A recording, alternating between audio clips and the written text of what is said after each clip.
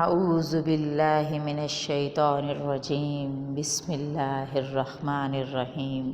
السلام علیکم ورحمۃ اللہ وبرکاتہ۔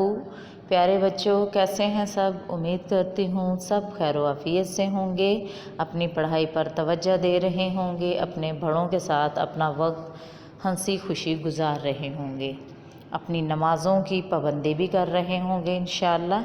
آج کا ہمارا سبق مطالعہ قرآن حکیم حصہ دوم سے قصہ حضرت موسیٰ علیہ السلام کا حصہ اول، جس کی پڑھائی مکمل ہو چکی ہے۔ ہم اس کی مشق کر رہے ہیں۔ ٹیوزڈے کو ہم لوگوں نے اس کا سوال نمبر 1 کیا تھا، تو آج ہمارا جو سبق ہے وہ سوال نمبر 3 ہم انشاءاللہ العزیز کریں گے۔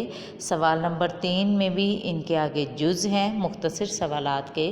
سوال ہے بنی اسرائیل کون تھے؟ اس کا مختصر ہم لوگ جواب دیں گے کہ بنی اسرائیل کون تھے۔ نمبر 2 پر فرعون بنی اسرائیل کے لڑکوں کو کیوں قتل کروا دیتا تھا؟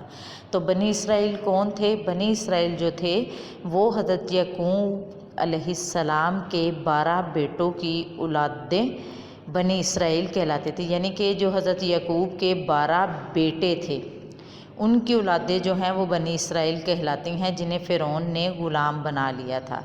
آگے فرعون جو ہے جب اس کو خبر ہوئی تھی کہ بنی اسرائیل میں ایک لڑکا پیدا ہوگا تو اس کی بادشاہت کو ختم کر دے گا، اس لیے وہ بنی اسرائیل میں پیدا ہونے والے لڑکوں کو قتل کروا دیتا تھا۔